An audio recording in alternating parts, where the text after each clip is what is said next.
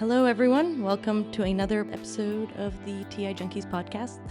Today, we are going to talk about the league that just wrapped up, that had started at the very beginning of the year, and we just had our championship game about a week ago now.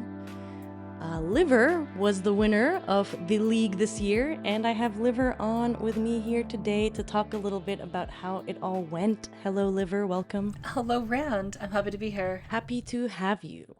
So I want to start this conversation off by talking a little bit about the league pre-championship game, because it was a first-time experience in the TI Junkies verse.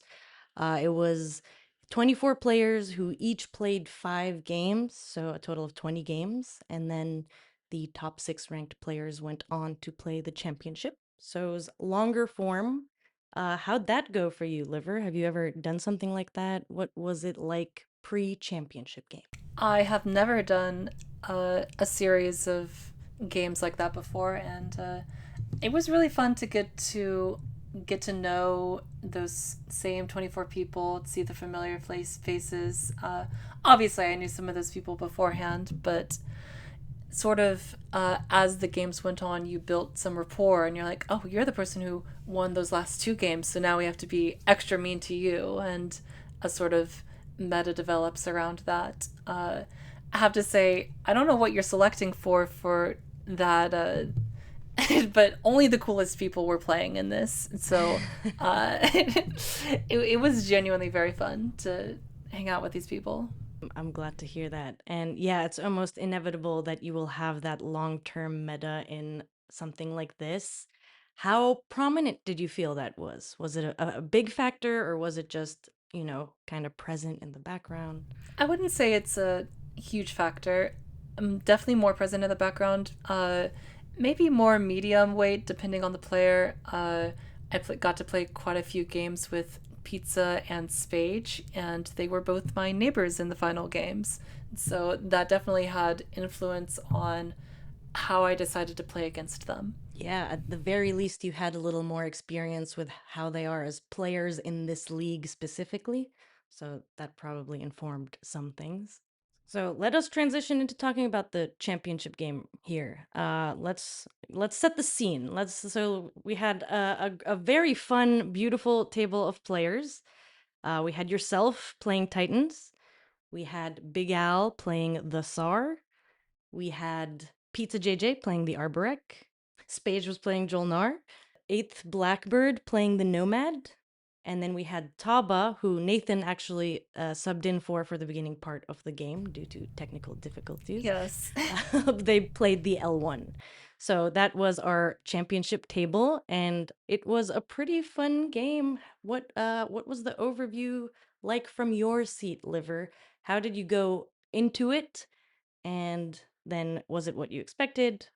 Just tell us a little bit about how it went.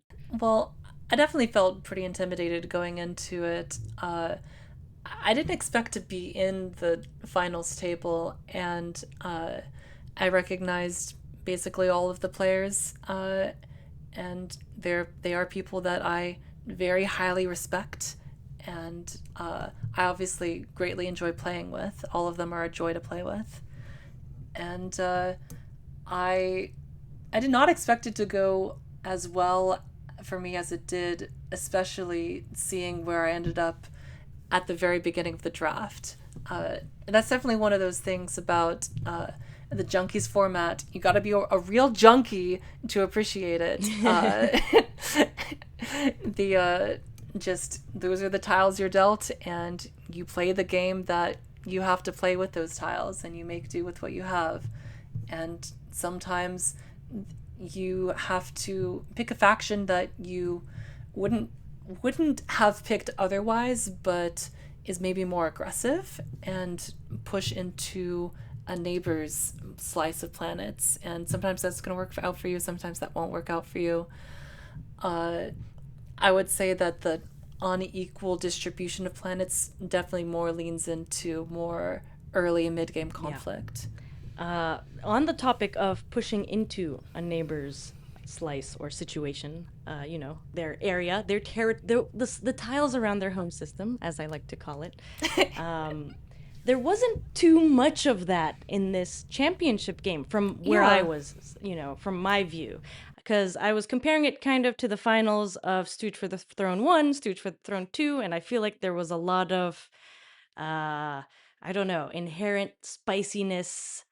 People were more willing to be a little cutthroat and like dirty to one another. But this, and perhaps it's because the players already had some kind of rapport, I noted it was a very, very friendly game. And there was a lot of, a lot of just copacetic deals going on. extremely friendly. And it's possible that some of it, like you said, is to do with establishing a rapport with those players.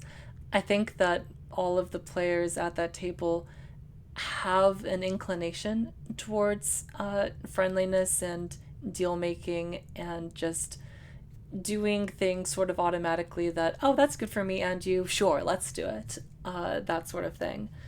I think that I was very much able to benefit from that attitude in this game. I was not dealt very good planets or very many planets, and that Titan's breakthrough really saved me with the objectives that came out.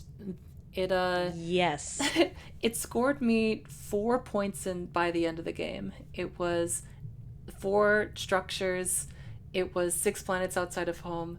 It was three tech skips, and then my secret at the end was four PDS, and that was all enabled by a breakthrough and with general niceness and deal making. Right, right. I was about to say it's funny that you attribute it to the breakthrough and not the stooges that allowed you to place those structures on their planets. Couldn't have done it without their beautiful hospitality, their generosity. I was kind of surprised that they agreed to all of that very early into the game. I thought about this, and the Titan's breakthrough is one of those components where the value comes from nowhere. It costs no one anything. Of course, the whole thing about it is that other players can grant you the sleepers on their planets at any time for any reason at no cost to themselves. And these components tend to be very race to the bottom style components. Uh, for one, because if there's any competition for who gets that component, then there's going to be that race to the bottom and undercutting of value. So if one person's trying to haggle me and say, hey, I think you should really pay more for me placing this sleeper for you, someone else might take that as an opportunity to say, hey, I want the action card, just park here, you're fine. And that sort of preemptively cuts the ceiling of what you can charge for that sort of thing. Right. Now, I granted all of that. I do think that I was able to underpay for those sleeper tokens this game. Yeah. I think that probably each deal I could have been pushed half a trade good to a trade good higher, which amounts to a lot of money over the course of that entire game because I was able to place lots of sleepers that game.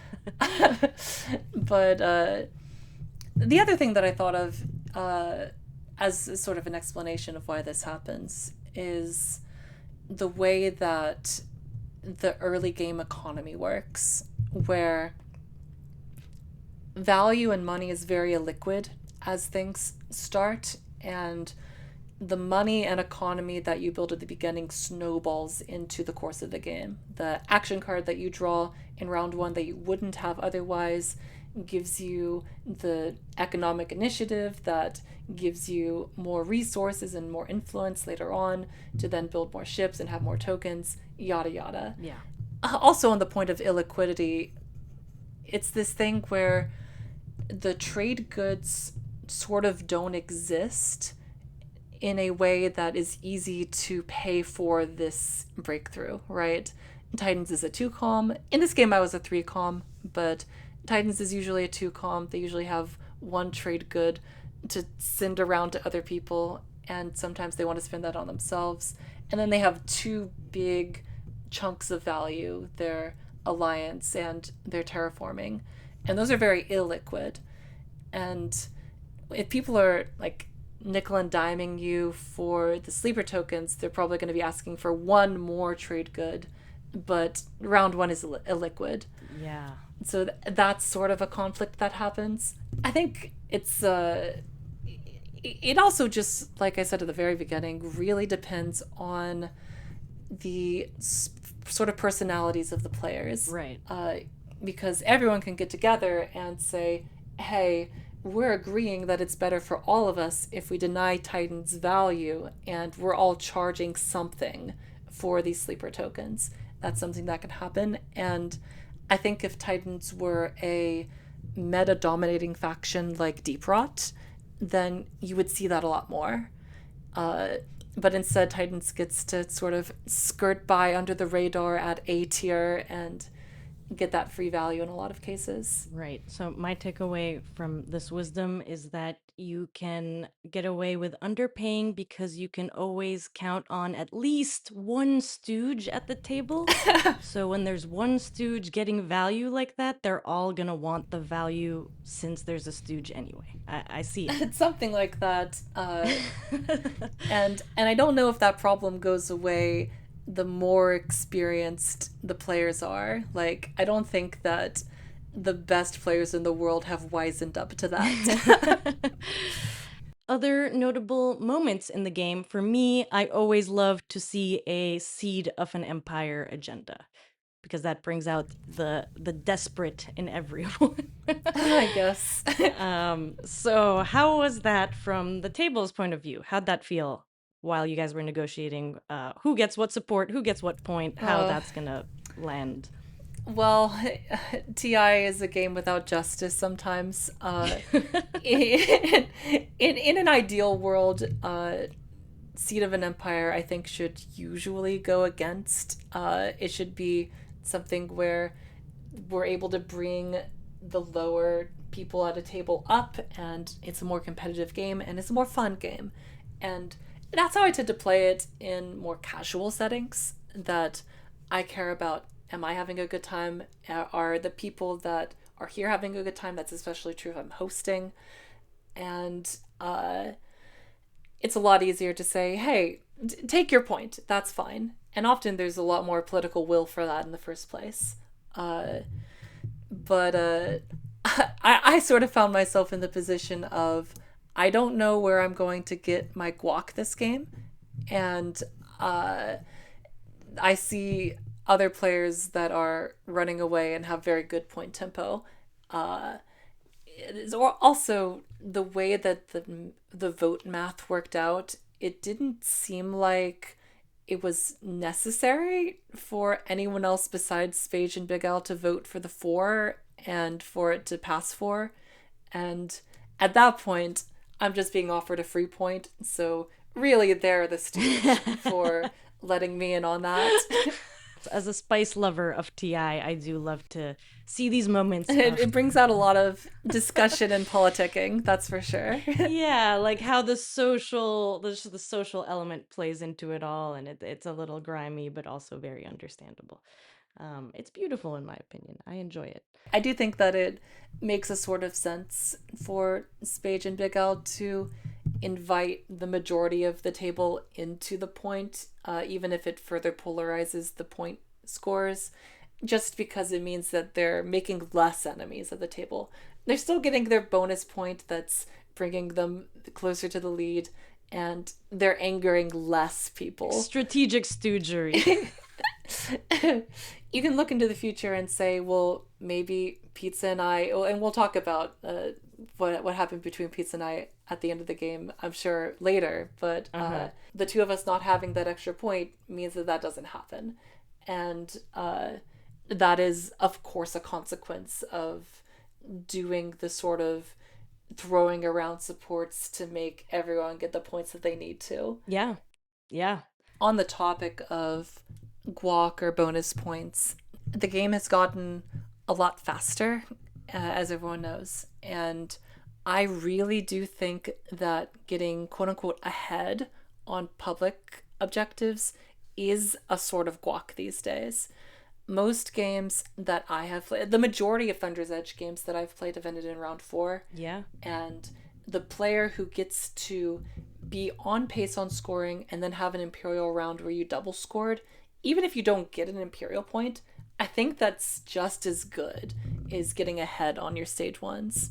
That can be the one extra point you need to finagle your way into the 10 points. Yeah. And that path is very contingent on the public objectives being nice enough to you that you're able to do that. It's very hard to score 3 objectives in 2 rounds. Yeah. But, Breakthrough helped with that. So I was able to do that. And then I was sort of at the mercy of the flip of the public objective each round, and it worked out each time.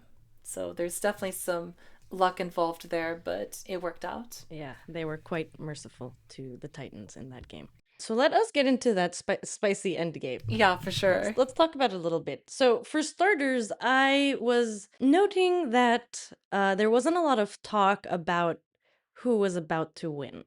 Did you notice that? I had noticed that. I think that some of it was happening in whispers, and especially this is something that Pizza JJ is always very, very on top of. He's always in my whispers about who's winning. In round 1, after Jolnar took custodians, we were talking about, are we going to be talking about the quote-unquote Jolnar problem?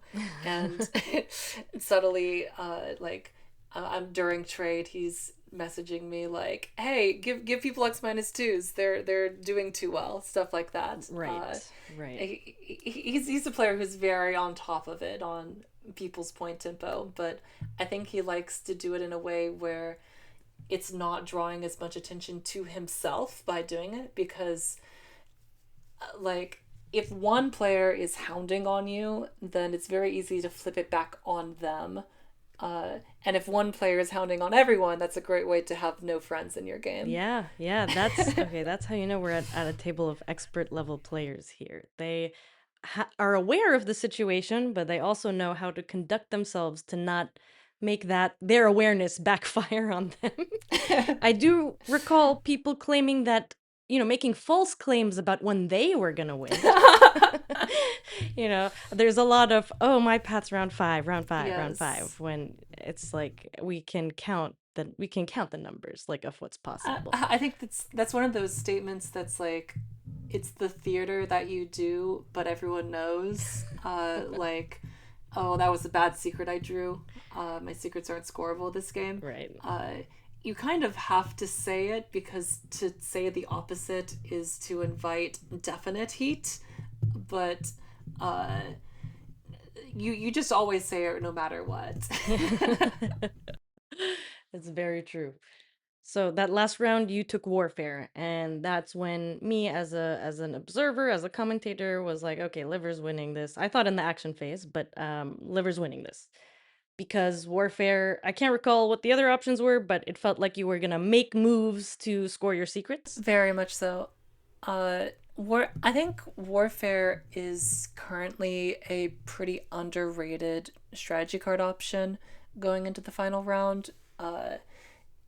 It was already okay, and a card that people picked before Thunder's Edge to do wind slaying, but now there's an extra reason to go do big movement plays, which is sticks. And this is especially true if you have a plan to win in the action phase. It doesn't matter that you're on initiative 6. And that wasn't true in this case, but I think more people should be taking warfare. Yeah. I was 6th pick that round, and I don't think that warfare should have gotten to me. Mm-hmm. Now, I didn't go back and look at what everyone's options were, so I can't really say that confidently, but in the abstract, I don't think warfare should go to 6th pick. Yeah. And especially with sticks out there, people had eyes on it, and warfare is what gave you the path to it, at least with, a decent fleet.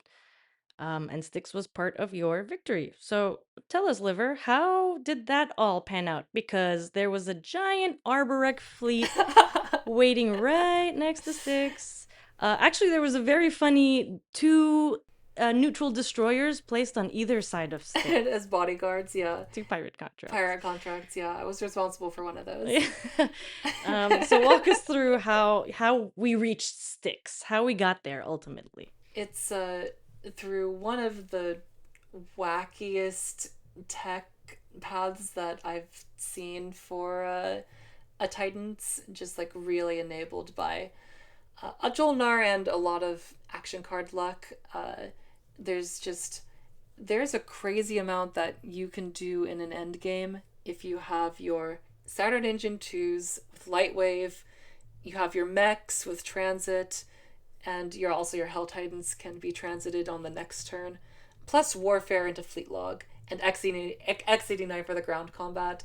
It's just commanding. Yeah. And in a normal game, you don't get to tech all of that stuff. Yeah. But I got to be I got to play the platonic ideal of the Titans tech path that game, and it felt really fun to get to assemble all of those pieces. So just to spell out the numbers on that, that's Saturn engines can be anywhere on the board and converge at a point 3 move away and then go another 3 moves. So your Saturn engines have 6 move, which lets you go to any point on the map. Literally anywhere. Literally any point.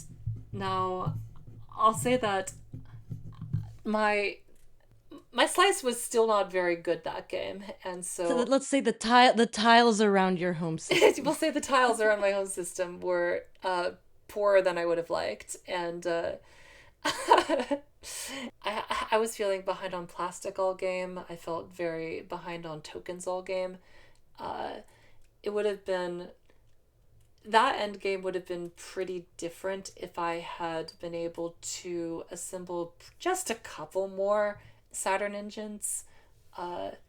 In fact, as I was rewatching the VOD, I realized that the final turn before the whole sticks play came, instead of doing a silly insubordination on pizza, I should have just slung another Saturn engine. Ah.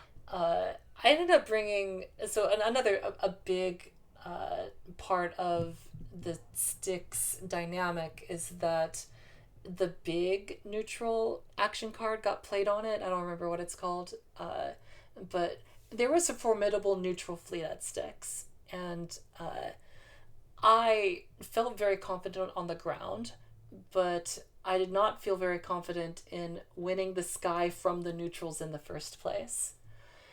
It's one of those things where because the destroyers are destroyer twos, it kind of doesn't matter if you bring a couple fighters of health. That's no health. Yeah. And so my 5 fighters turned into 1 fighter. And what would have been better was if I had 1 or 2 extra Saturn engines that could get there and bring no fighters and just load that all up with infantry. And then probably the gambit with pizza doesn't even have to happen in the first place. But that's an alternative history. Right. That space combat was very close, and in fact, when it seemed like you had won it, this was where the real spice came out in this in this championship game. The Nomad, who had no skin in this situation, no skin in the game, Thunderians in favor of the neutrals because you got a bunch of hits and they didn't. Luckily, that didn't take the point away from you. That would have changed the entire game, which is hilarious to me as a viewer, probably terrifying to you as a player. It did make my heart sink a little bit, but yeah, I can recognize imagine. it's very entertaining. Yeah. But you still made it through, and you got the ground, as you said, very easily. And then you had the pizza issue or situation or encounter, however you want to describe it. The pizza situation. The issue boils down to Pizza and I are support swapped, and we're both have a clear path to win that round, at the very least in status, if not in action phase, depending on what the secrets are in hand. And this is where I want to get on my soapbox and talk a little about support for the throne and how much I don't like it personally. I think that support for the throne is a card that people wildly misuse it from the intent of the card, which I really like the intent of the card of there are some things in the game that are so valuable, they're not worth any amount of money. So I give you a point Mm-hmm. for that. And it gives me Yeah. protection. I get the amazing thing that I'm bartering for, and we both feel good about that. It's a really fun, uh, diplomatic, and boat floating tool, but support swaps are terrible. I very much dislike support swaps, and I very much dislike support gambits. I Now this wasn't a game that ended with a support gambit. It ended with a different type of gambit, but still above the table. But I do think that support for the throne is the thing that caused the situation in the first place, Mm-hmm. and that neither Pizza or I wanted to stop each other because by stopping the other, we're ruining our own paths Yeah. by going down a point.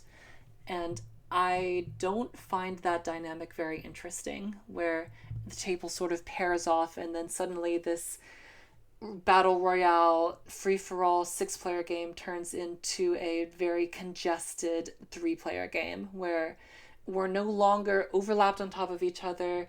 There isn't that sort of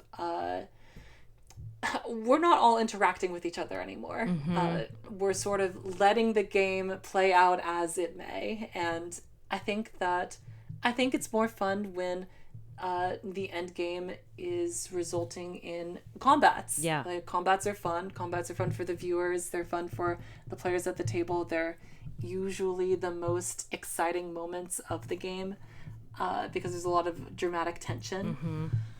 Uh, Now, I know that Junkies is a place where we don't play homebrew. There's no there there are no alterations, no additions to the game. That sort of goes into the ethos of we're even doing traditional map build, and we don't want to do anything to alter this game. Uh, but I will say to the listener, if you are just running your own games at home or online, suggest removing support for the throne from your game.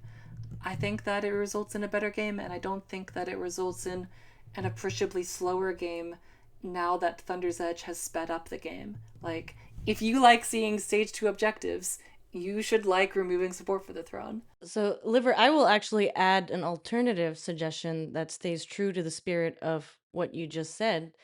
It's so funny that you bring up how homebrew averse the junkies can be. Me, that's Yes. kind of for me personally. I do love TI as a pure game, but on that topic of the support swapping, I tried a handful of homebrew games where only change was not support swapping, but only giving out support for like an alternate deal, kind Right. of like exactly how you described, and not allowing it to like do a deal back to someone where it ends up in a support swap, Right. like a deal with the different a different person. And those games were really interesting for the reason that I found ourselves, like all the players, we found ourselves getting extremely creative of like what can I offer someone that they would agree is worth a point? Right. What's the board state right now? What are the objectives? What are my promissory notes? What are my action cards? What can I offer them?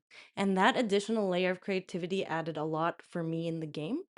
So, to add to your pitch, if you are playing a game at home and want to avoid the experience that Liver described of the support swap, you can purge them, or you can do a just like specific type of deals allowed with them, which can provide for it.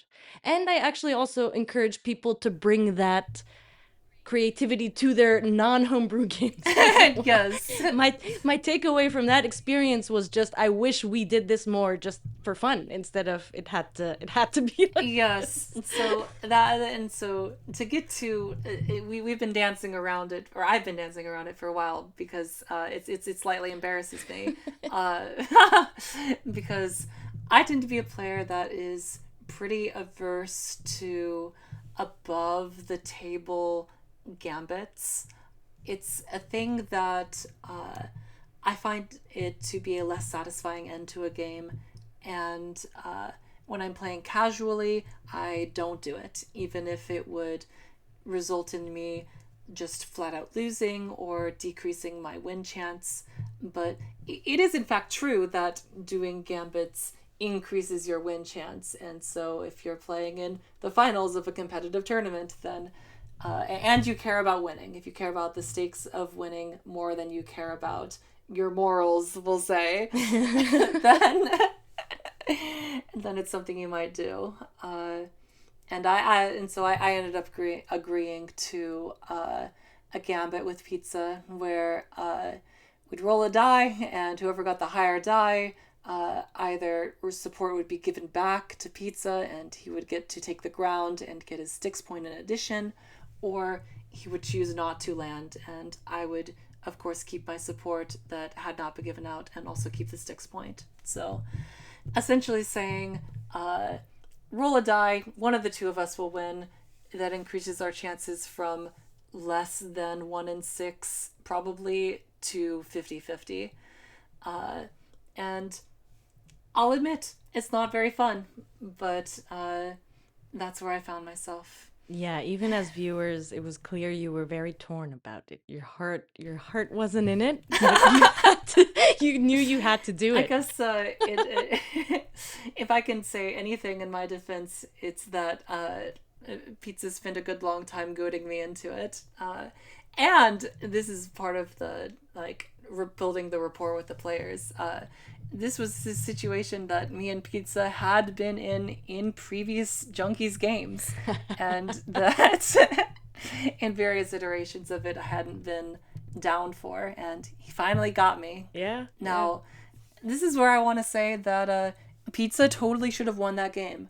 I think that he played such an incredible Arbrak game. I think that I can't think of anyone who is a better Arbrak player than Pizza.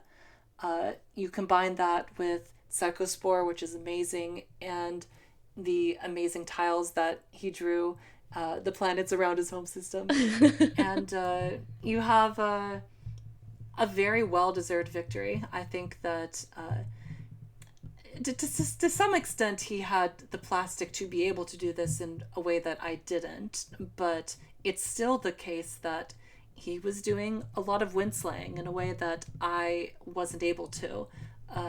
Stop point blocking Jolnar in round 3, and that very neatly setting him up that the planet that he took to point block had an Ingress token on it, and that fleet propels itself into Styx in the next round. Very clean play. I'm always impressed by Pizza JJ's technical play and relationships diplomatically. In my heart, Pizza JJ deserves to win the Junkies final, but as Big Al noted in that game, the people in history only remembered Hillary climbing the mountain and summiting it, and history will not remember the Sherpas, unfortunately. No, they don't remember the Stooges. They really don't. I agree. Pizza is a great player. I've always enjoyed playing with Pizza, and even if Pizza should have or deserved to win, Liver, you were the winner of this game. You are the first ever Junkies League champion. Oh, thank And, you. huge congrats to you. It is an accomplishment. You worked hard for it, and you played beautifully. I greatly appreciate that. And I want to point out one thing about your specific gambit. Since the dice ended up the way that it ended up, and Pizza just didn't go into Styx to, slay you, we can say, there's a world where the same outcome happened, just the player decided not to lose their support point. Right. Like 100%. even the gambit was part of the win, but like it's like a tiny detail where like the whole game could have played out exactly the same. You guys just didn't roll the dice. Yeah. Pizza could think to himself, my only path to win here is by not breaking support, and so I have to just hope that Liver's secrets are not scoreable, and so I won't bother moving the Styx fleet in, and I'll get my 10 in a different path. Yeah. That could very well have been what happened, but we know Pizza. Pizza's Pizza. Pizza thinks how we know Pizza. So we got that beautiful social dance. I mean, you had to suffer through your moral, choices, but but in the end, you came out victorious. So it worked out. Well, it was a really fun game. It's always a delight to play with all of those players. Big Al especially is such a charming individual, and I love every second he opens his mouth and quips. Yeah. Yes, great entertainment in addition to just like great strategic gameplay. It's just always a blast to have Al around. Thank you for being a part of the league this year, Liver. And for the listener at home, in case you didn't get a chance to play in this year's league, Stooge for the Throne tournament number 3 is coming up in just a few weeks. Sign on to the Discord to find out more about that. Come play competitively. It is a much shorter situation than the league, so get a quick TI fix. Liver, thank you very much for joining me here today. Oh, thank you very much for having me and for hosting this really fun tournament. Absolutely. Take care, keep slaying out there, and we hope to see you out there in the Junkies competitive verse very soon. Absolutely.